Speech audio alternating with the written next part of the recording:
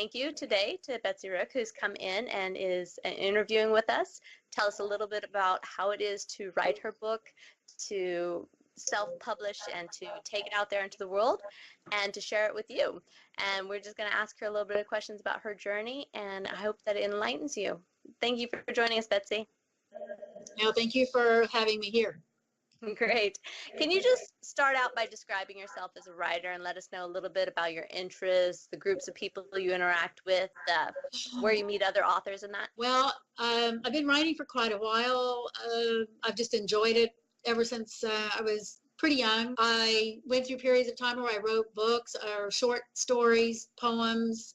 Then I, moved on to screenplays, tried to write a few screenplays.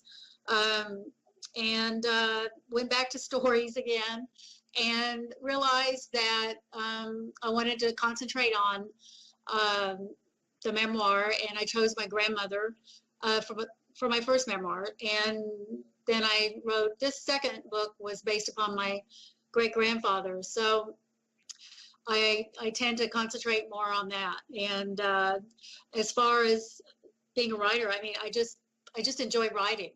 It's always been something that I've really enjoyed doing a lot, and I just would like to continue on. I have another idea for another book, but I right now haven't started it yet. So, but it has been something I've been doing off and on pretty much my whole life. So, wow. As far as other people and other groups, I really am not in a whole lot of writers groups. I am on LinkedIn, so I am in a group on LinkedIn as far as writing goes. And so I try and promote my stuff there and look at other people's work as well. So, yeah. Good.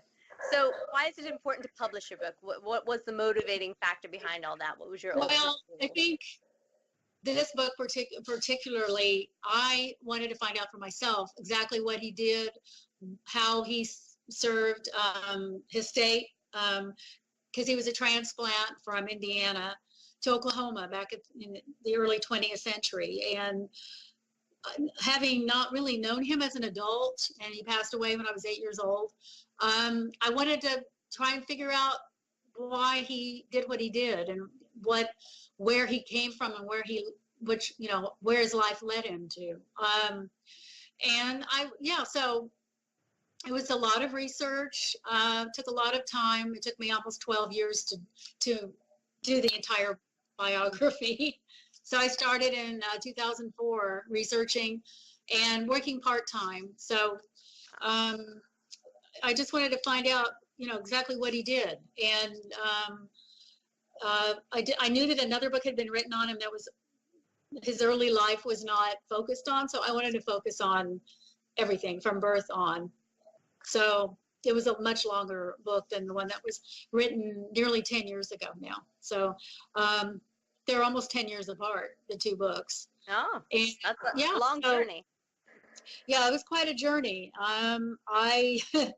I didn't really, there was times that I wasn't sure, when I was going to get out of one phase and when the next phase is going to start. But I think, like I said, in some of the questions, patience is one of the things that you really have to have when you're a writer.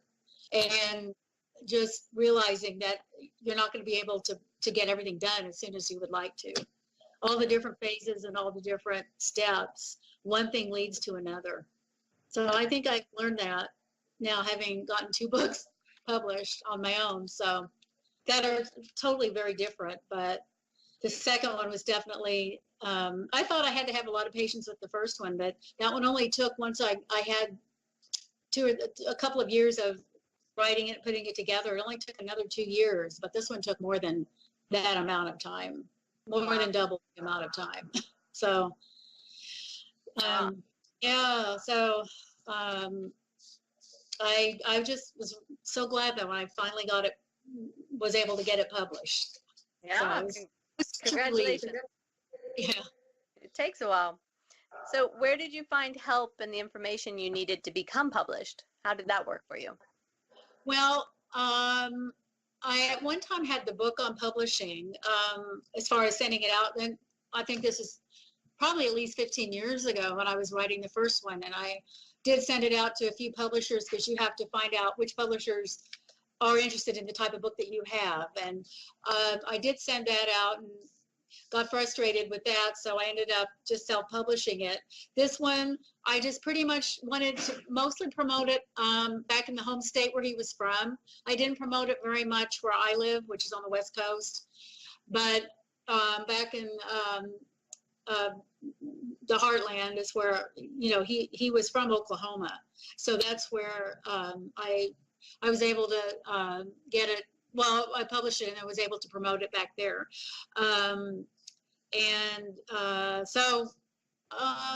Yeah, so I guess just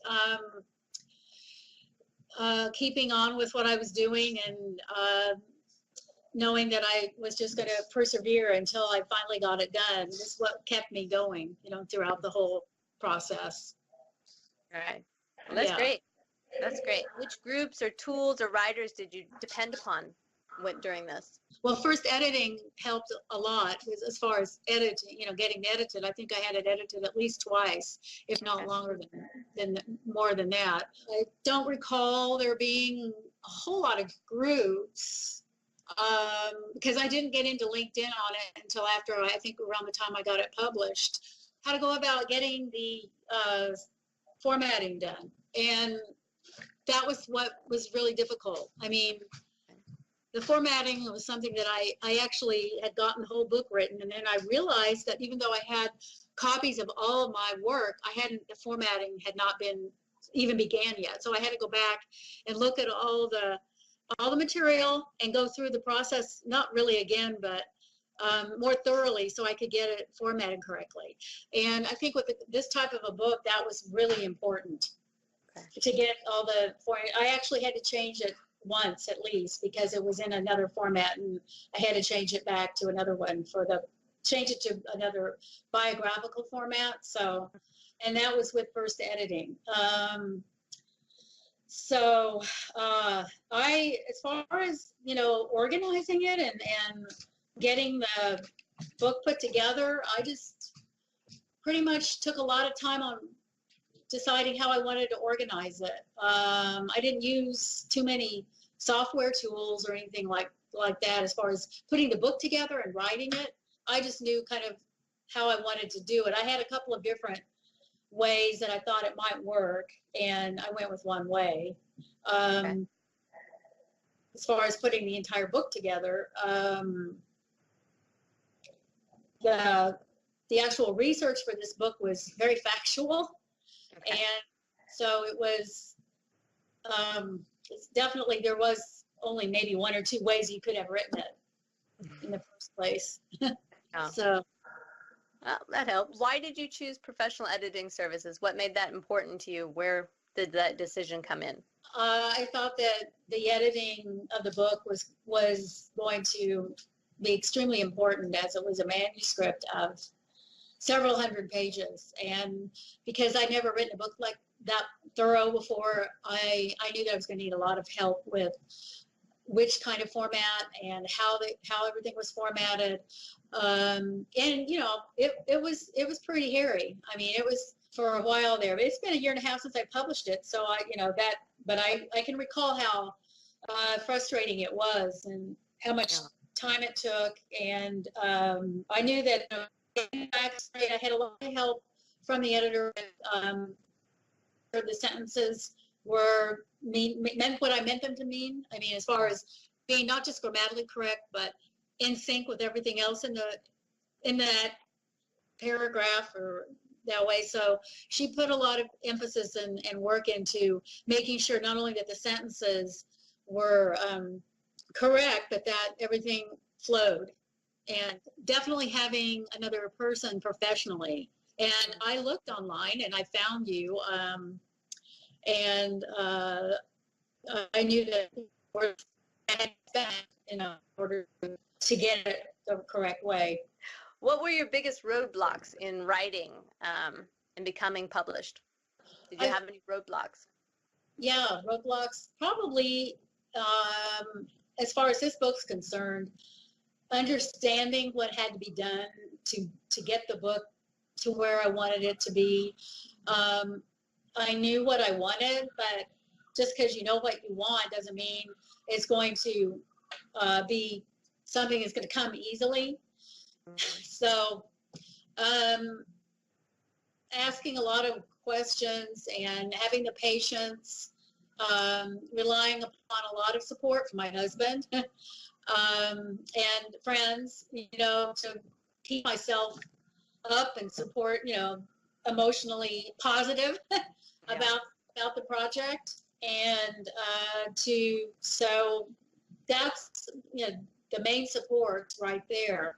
Also, I think having written another book was about 1/5 the length of this one, and a totally different. I think it really did help me realize that it would there would be a time when I would be able to say it's complete, and I think that's what I think a lot of maybe writers lose that kind of perspective on things, and I guess I just had to learn patience and perseverance. Just never give up. Did you have any specific steps? I did do most of the writing during the day, got most of my stuff done around the house and out of the house early in the day, and then was able to write later on. Not too late, because I did have 2 kids, but during all this time who were still in school and everything at home. But I was able to get most of the writing done, and I spent about maybe roughly, depending on the day, at least 3 hours a day, which doesn't seem like a lot, really, because most jobs are 8 hours, but I had too many other distractions. Right. 3 hours is a lot. I mean, that's a luxury. Like that. I'd say on average. That's good. That's really good. So what costs did you incur along the way, and how can other people avoid unnecessary costs? Well, I would say first of all, when you're doing research, especially for a book like this, when you have to have the research, a lot of it, try and see if you can get the research for free as much as possible, not have to make copies and pay for them, because I know I did have to pay for quite a lot. I mean, there was actually a book that he had written that my father had actually given me, which I could have, but I ended up having to go and get the whole thing and pay for it at the research place because I couldn't find my copy. So, I mean, that kind of a thing where you want to try and see what you can get, or even reduce rates, as far as your research and your photos go. I used a lot of family photos, but then I had to go again and find photos in museums and things like that and pay for them. But the editing was a huge cost. That was probably my biggest cost. I mean, that kind of a cost you can't really get over.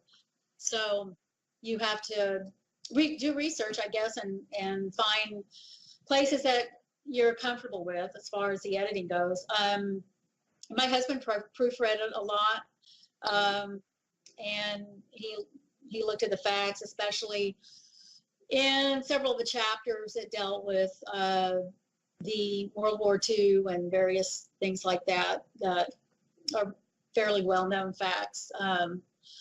Just to make sure everything was in sync and correct and accurate.